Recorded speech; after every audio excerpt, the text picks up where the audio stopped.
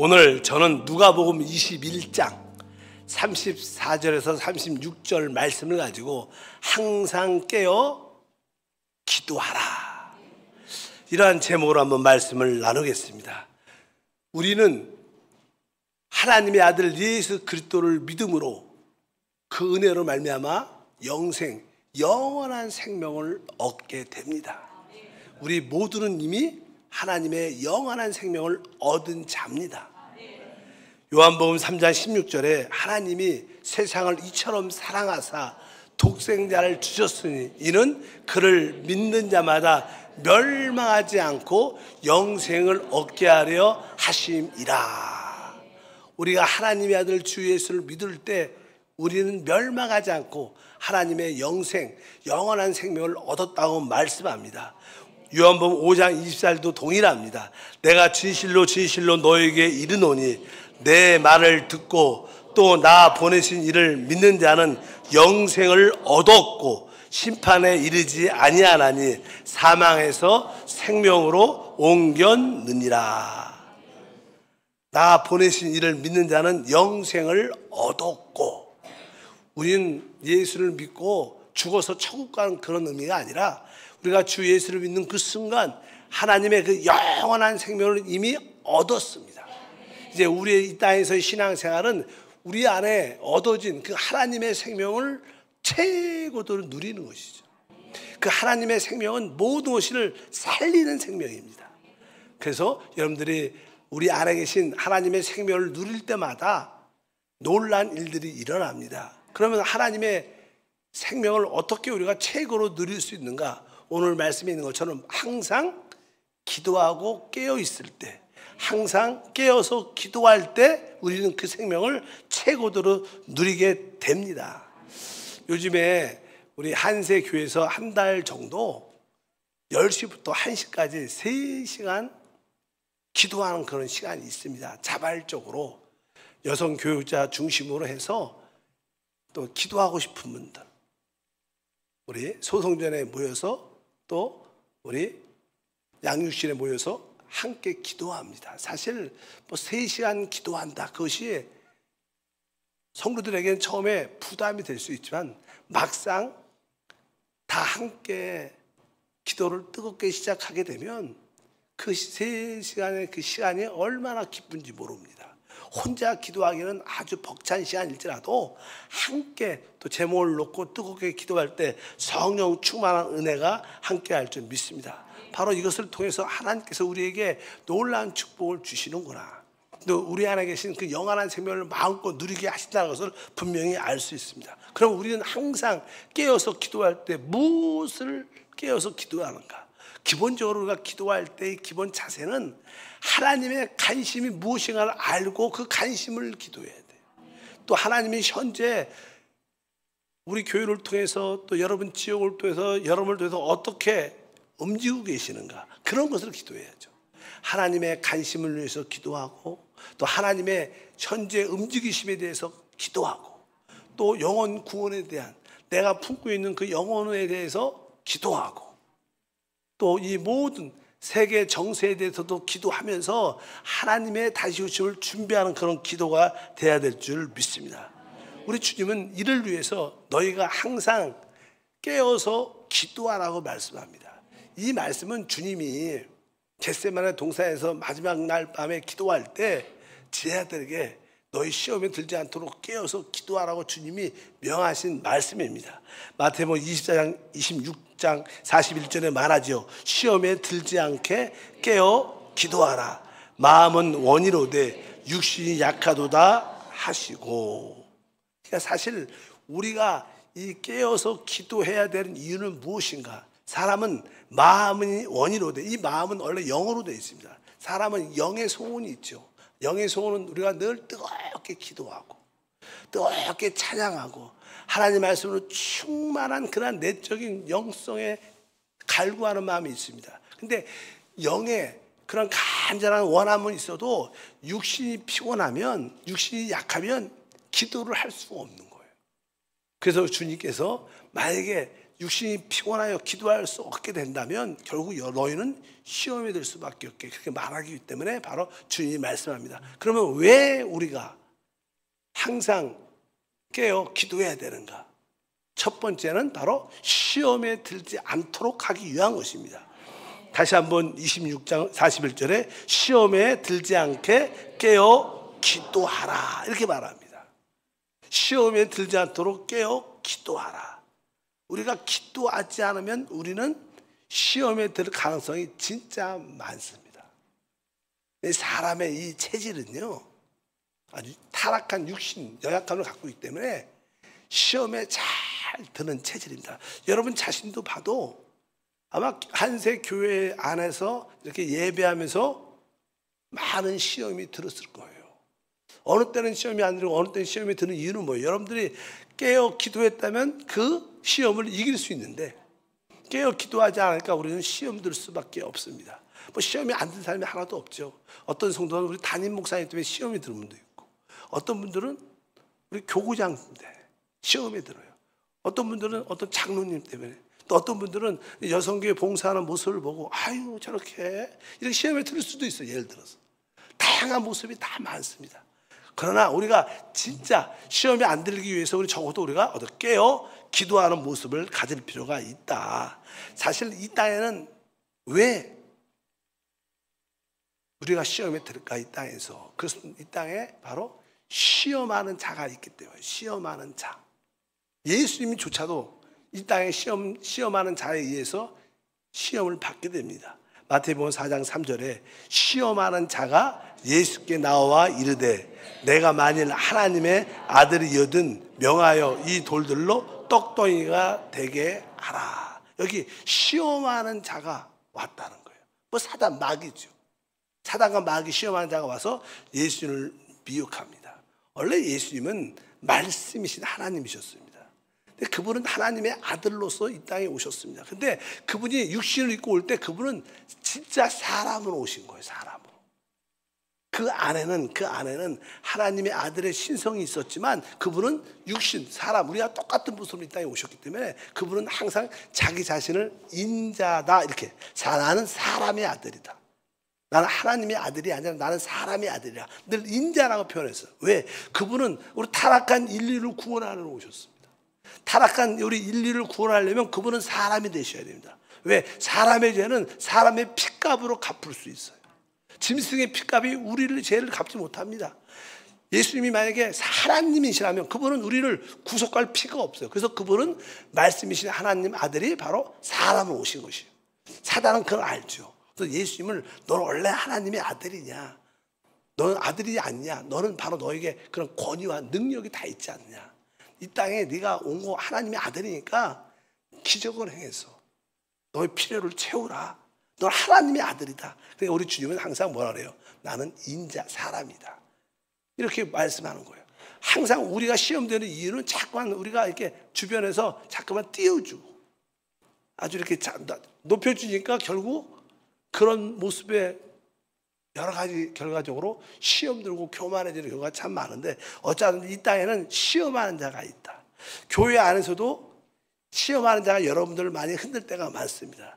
우리 데살로니가전서 3장 5절에 말씀합니다. 시험하는 자가 너희를 시험하여 우리의 수고를 헛되게 할까 함이니. 여기도 보니까 시험하는 자가 너를 시험하여 우리의 수고를 헛되게 할까 합니다.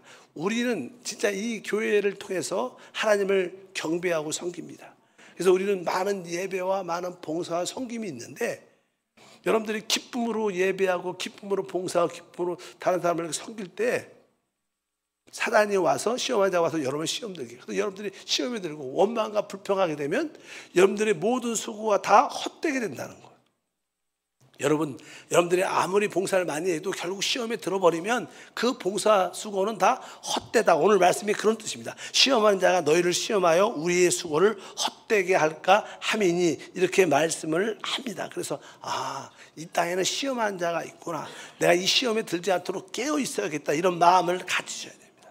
근데 우리는 아까 타락한 육신을 가지고 있을 때 너무나 시험에 잘 드는 존재다. 여러분들은 시험 안 든 분이 한 분도 없을 거예요. 좀 더 교회를 사랑하는 사람들은 더 시험에 들 일이 많습니다. 아예 교회에 관심이 없으면 교회가 이렇게 하든 저렇게 상관이 없으니까 시험에 들지 않죠. 조금 애절을 가고 교회에 관심이 있으면 왜 저렇게 봉사해? 왜 저분은 저런 말을 해? 왜 행동이 저래? 왜 목사님은 저래? 이렇게 시험 들 수밖에 없다는 겁니다. 왜? 우리 자체 체질이 시험 드는 체질이에요. 따라할까요? 나는 시험 드는 체질이다. 이 말은 시험 들으라 그 뜻이 아니라 나는 이렇게 연약하구나. 내가 시험 들지 않도록 내가 깨어서 기도해야겠다. 내가 시험 든다면 내가 깨어서 기도하지 않기 때문이구나. 이것을 알아야 돼요. 여러분이 혹 시험 들었습니까? 왜 그래요? 깨어서 기도하지 않았기 때문에 그렇습니다. 그래서 여러분들은 순간순간 어떻게 깨어서 기도해야 될 줄 믿습니다. 그래서 주님이 너희는 이렇게 기도하라. 주기도문을 가르칠 때도 마태복음 6장 13절에 말씀합니다. 우리를 시험에 들게 하지 마시옵고 다만 악에서 구하시옵소서. 이렇게 말합니다. 바로 너희가 기도할 때 주님 우리에게 간구하시죠. 명령하시죠. 간절하게 소망하시죠. 시험에 들지 않도록 기도하라. 우리가 시험에 들지 않도록 기도하라. 만약에 시험에 든다면 바로 우리가 깨어서 기도하지 않았기 때문이라는 뜻을 가지고 있습니다. 그리고 사실 요즘에는 여러분들이 생각보다 시험에 잘 안 들어요. 요즘에 시험 잘 안 들죠. 옛날보다. 왜? 우리가 예배할 때마다 모을 때마다 뭘 해요? 주기도문을 선포해요. 시험에 들지 않도록 하셔. 계속 믿음으로 기도하죠. 옛날에는 주문처럼 했지만 요즘에는 믿음으로 합니다. 나라가 임하시고 뜻이 하늘에서 이루어진 것처럼 이 땅에서 이루어 주시옵소서. 하나님 일용할 양식을 주시오. 나에게 죄인자를 사해 준 것처럼 나의 죄를 사해 주시고. 근데 뭐예요? 시험에 들지 않게. 하나님 시험에 들게 하지 마시옵소서. 계속 기도하니까 이 기도가 뭐예요? 응답돼서. 옛날 같으면 시험 들 텐데 요즘에 시험 안 드는 줄 믿습니다. 그래서 시험에 들지 않도록 기도하는 게 진짜 중요하다. 신앙생활에서요, 다른 사람을 시험 들게 하는 것은 진짜 무서운 일입니다. 사람이 시험에 들면 실족하죠. 넘어진다는 거예요. 그래서 정상적인 신앙생활을 갖지 않고 어떤 분들은 교회를 떠나고 하나님을 떠나는 분도 종종 있어요. 그러니까 다른 사람을 시험 들게 해서는 안 된다. 다른 사람을 실족하게 해서는 안 된다. 이런 뜻을 갖고 있어요. 왜? 시험 들면 그 사람이 실족하고 넘어지기 때문에. 그래서 주님은 거기에 대해서 아주 강하게 언급을 했습니다. 누가복음 17장 1절과 2절에 말씀합니다. 예수께서 제 아들에게 이르시되 실족해 하게 하는 것이 없을 수는 없으나 그렇게 하는 자는 화로다. 그가 이 작은 자 중에 하나를 실족하게 할진대 차라리 연자 맷돌을 그 목에 매어 바다에 던지는 것이 나으리라. 그러니까 우리가 다른 사람을 시험 들게 하고 실족하게 하는 것은 바로 우리 주님이 말씀할 때 거기에 화가 있다는 거예요. 거기에는 반드시 하나님의 징계가 있습니다. 다른 사람을 시험 들고 실족하게 하면 왜? 그 영혼을 잃어버리게 하니까 거기에 대한 하나님의 어떤 징계와 심판이 따르기 때문에 화가 있다고 말씀하면서 혹시 어떤 사람을 어떤 어린 아이들 같은 사람도 시험에 들게 한다면 아예 연자맷돌을 목에 메어가고 바다에 던지는 게 낫다. 왜? 하나님의 그 징계가 그만큼 크다는 거예요. 이 뜻은 무엇 뜻입니까? 바로 하나님은 여러분들 분명하게 사람을 시험 들게 하면 거기에 대한 어떤 상당한 보응을 하신다는 뜻을 갖고 있어요. 왜 그럴까요? 그것은 하나님의 역사이기 때문에 그렇습니다. 그래서 우리가 남들을 시험 들지 않도록 해야겠다. 한 번쯤 우리 자신을 돌아보면 나 때문에 시험 든 사람이 있지 많지 이런 생각이 들을 수 있어요. 솔직하게 보통 사람들은 다른 사람에 대한 영적인 배려를 안 하죠. 그 사람이 뭐 시험 들든지 안 들든지 그 사람 믿음이고 나는 자유하니까 할 말 다 하고 행동하고 싶은 대로 다 하고. 그러니까 종종 주변에 있는 사람들이 그 사람 때문에 시험 들어요. 아니 뭐 그 사람 믿음이 없어서 그런데 그렇게 말할 수 있지 않다는 거예요. 어쩌든지 우리의 말, 행동 모든 것에 대해서 다른 사람을 시험이나 실족하게 해서는 안 될 것이다. 이것을 기억하시기 바랍니다. 곧 여러분들이 기도를 많이 하면 다른 사람 때문에 시험 안 들지요. 여기서 여러분들이 그런 믿음의 사람이 되기를 바랍니다. 사도 바울은요 이렇게 고백을 합니다. 만약에 나 때문에 나의 어떤 무엇 때문에 누가 형제가 시험에 들면 나는 그 일을 안 할 거야. 예를 들어서 이렇게 고린도전서 8장 13절에 말씀합니다. 그러므로 만일 음식이 내 형제를 실족하게 한다면 나는 영원히 고기를 먹지 아니하여 내 형제를 실족하지 않게 하리라. 이게 무슨 뜻일까요? 만약에 그 당시는요, 시장에서 이렇게 고기를 사오죠. 사올 때 대부분 어떤 우상에게, 어떤 제단에게, 뭐 제우스 신에게 이게 하나 드렸던 고기들이 대부분이었어요. 대부분 우상에게 드려졌던. 그러니까 사도 바울 같은 경우에는 뭐 우상이 아무것도 아니죠. 전능하신 하나님, 살아계신 하나님 믿으니까 그런 건 가치가 없는 거예요. 뭐 기도로 하고 먹으면 상관이 없으니까. 사도 바울은 사실 어떠한 고기를 사서, 시장에서 사서 그 고기를 먹을 수 있어요. 자유하죠, 마음에. 근데 믿음이 약한 사람들은 이런 생각을 하는 거예요. 저 우상에 드린 고기를 사가네? 그런 고기 먹으면 안 되는데? 종종 그래요. 고기 먹으면 안 되는데? 그러면서 사도 바울이 만약에 그 고기를 먹는 모습을 봤다. 그러면 어떻게 해요? 저분 이상해. 우상에 드렸던 고기를 먹어. 그리고 시험 들고 잘못된다는 거. 그러니까 사도 바울이 그것을 아니까 만약에 내가 이 음식 때문에 만약 어떤 형제가 시험에 들면 난 그 음식 다시는 안 먹겠다. 그 정도로 다른 성도들에는 영적인 배려가 있다. 우리의 모든 봉사가 그래야 될 줄 믿습니다. 다른 사람을 믿음이 연약한 자들이죠. 시험에 드는 사람들은 대부분 믿음이 어리고 연약한 사람들이죠. 믿음이 장성하고 단단하면 시험 안 듭니다. 근데 보통 시험에 어린 아이가 또 영적으로 성숙하지 못한 사람들 시험에 드는데 내가 그 사람의 영적 성장을 위해서 내가 그런 일을 하지 않겠다고 말씀합니다. 바로 우리는 시험이 들어서도 안 되고 남들을 시험 들게 해서도 안 된다는 거예요. 여러분에게 그런 은혜가 있기를 바랍니다.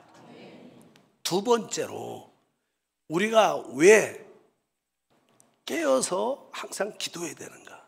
우리 삶에는요 종종 원치 않는 환란이 다가올 때가 있어요. 어떤 사고를 통해서 어떤 문제가 다가오고 또 가족 식구에 어떤 질병이 다가오고 뭐 직장과 사업의 실패가 순식간에 사람과의 관계에서 큰 일이 생길 수가 있습니다. 우리는 모든 일이 수탈하라고 말할 수 있지 않아요.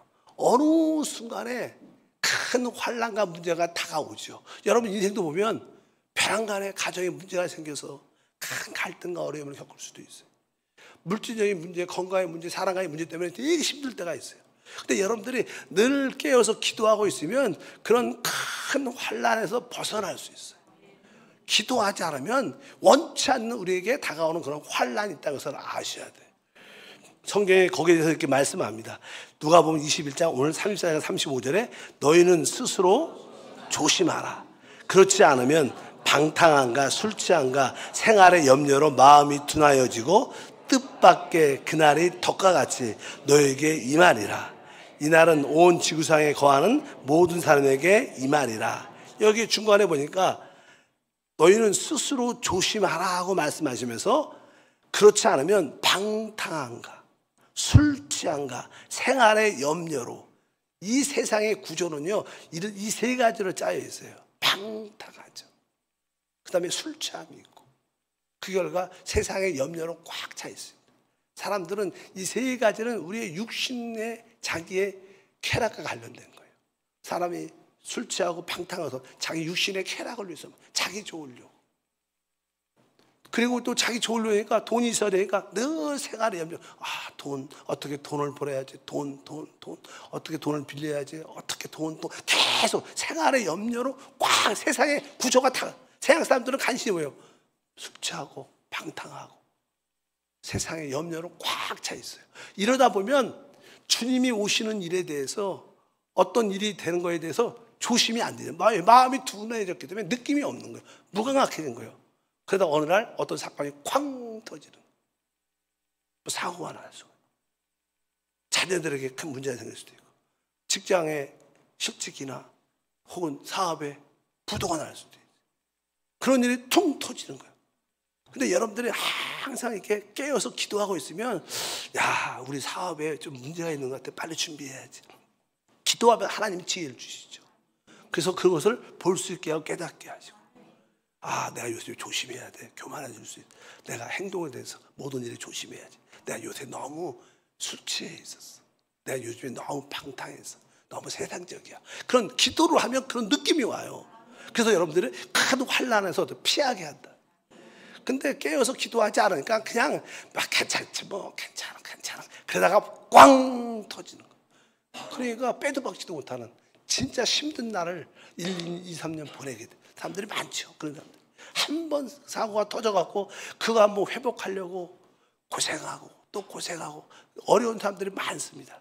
그래서 여러분들이 다시 한번 기억해야 돼요. 아, 뜻밖의 다가오는 환난을 이기기 위해서, 그것을 피하기 위해서 내가 깨어서 기도하고 있어야겠다. 늘 조심하는 그런 생활을 가지길 바랍니다. 왜? 사단은 항상 그런 문제를 보내기 때문에.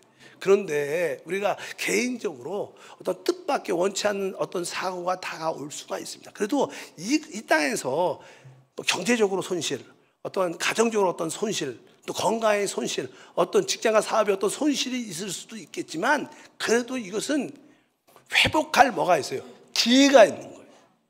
이 땅에 사는 동안에 좀 더 내가 근신하고 깨어서 준비하면 다시 한번 회복할 수 있고 찾을 수 있습니다. 그런데 주님이 다시 오시는 문제는 그렇지 않은 거예요. 주님이 다시 오신다 그러면, 이 주님이 오셔버리면 다시는 우리에게 이 땅에서 기회가 없는 거예요. 아까 개인적인 환난은 기회가 있어요. 이 땅에서 살면서 회복할. 근데 주님이 와버리시면 이제 우리는 어떻게 해요? 앞으로 이 땅의 대환난을 통과할 텐데 거기에 기회가 없는 거예요. 오늘 말씀이 그런 이야기입니다. 누가복음 17장 27절에 말합니다. 노아가 방주에 들어가기 던 날까지 사람들이 먹고 마시고 장가들고 시집가더니 홍수가 나서 그들을 다 멸망시켰다는 거예요. 노아 시대 동일했습니다. 여기 보니까 사실 먹고 마시고 장가들고 시집갔다. 뭐 사실 우리에게 기본적으로 먹고 마시고 시집가고 장가가는 건 당연한 일이에요. 그런데 이 일들이 우리가 뭐예요? 그리스도 안에서 이루어져야 돼요. 내가 먹는 것도 그리스도 안에서 먹고 마셔야 돼요. 주님의 영광을 위해서 먹고 마셔야 돼요. 내 시집장가도 내가 주님의 영광을 위해서 시집장가를 가야 되는 거예요. 근데 자기의 쾌락을 위해서, 자기의 축복을 위해서 먹고 마시고 시집가고 장기하고 흥탕망탕 이런 삶을 산다면 그때 주님이 오셨다는 거예요. 오셨다. 홍수가 임했다는 거예요. 우리는 이 문제에 대해서 깨어 있어야 될 줄 믿습니다. 이때는 주님이 와버리시면 다시는 구원의 기회가 없을 것이라고 분명히 말씀하는 줄 믿습니다.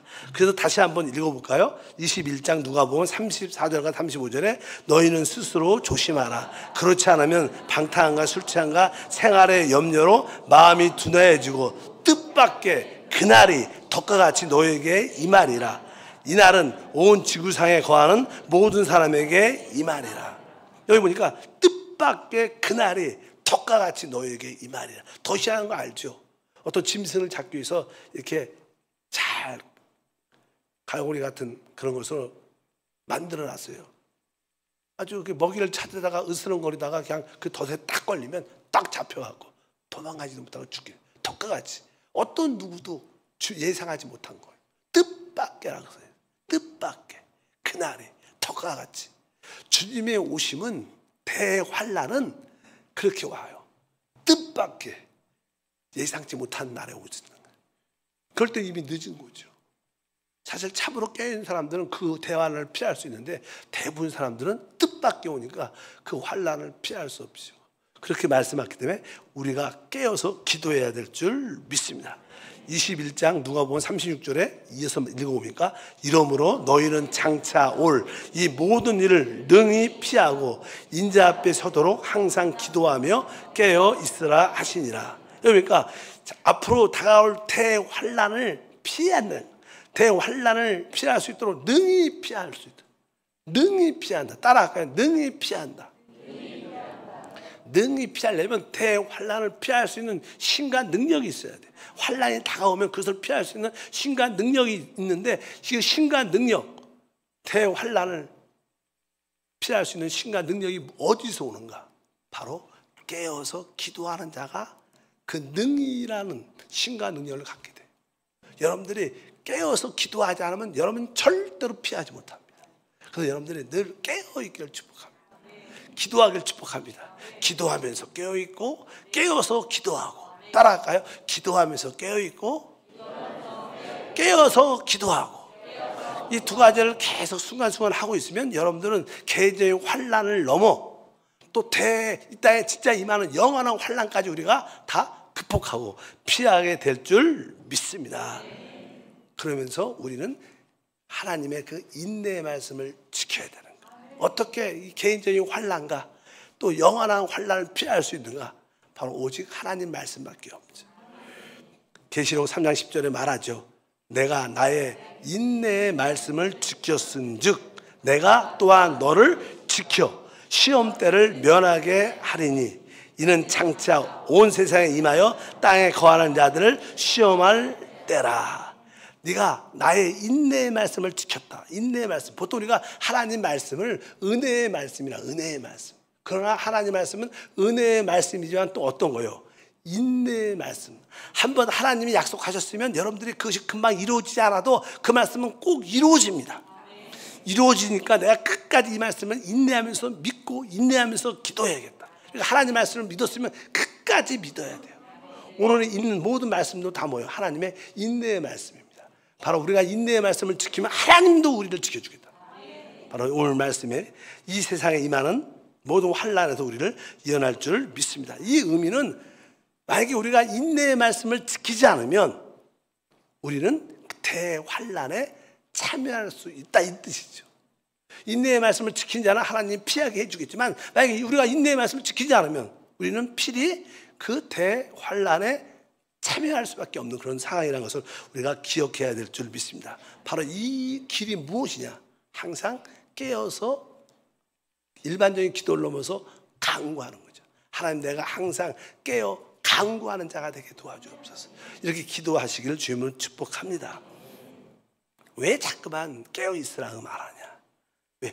그 주님이 오시기 전에 대환란이 있는데 그 주님이 오시는 그때를 우리가 알지 못하기 때문에 우리가 깨어있으라고 말씀하는 줄 믿습니다. 마태복음 24장 42절에 그러므로 깨어있으라. 어느 날에 너희 주가 임할지 너희가 알지 못함이라. 또 25장 13절도 그런즉 깨어있으라. 너희는 그날과 그때를 알지 못함이라. 우리가 이 시대가 마지막 시대에 있는 것은 압니다. 그러나 그분이 몇 월 달 며칠이 온다 이것은 알 수 있지 않다. 우리는 분명히 이 시대가 마지막 시대인 것을 압니다. 그러나 때는 알 수 없지만 그래서 우리가 어떻게 항상 깨어 있어야 되는데 혹시 오늘 올지도 몰라. 혹시 이번 주에 올지도 몰라. 이렇게 깨어서 늘 기도하면 우리는 준비된 이기는 자가 될 것을 확실히 믿습니다. 세 번째로 우리가 왜 깨어 있어야 될까요? 그 세 번째는 우리가 주님의 인자 앞에 서기 위해서 깨어 있어야 돼요.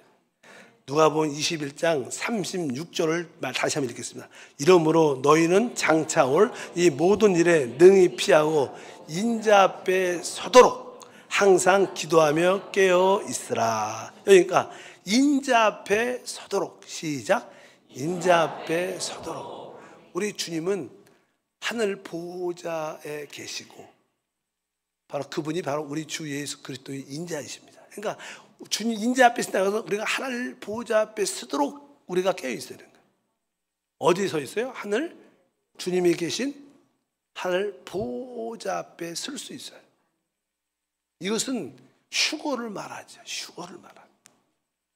하나님은 이 성도 중에서 가장 처음 익은 열매, 이기는 사람들을 하나님 보호자로 데리고 가요. 보호자로.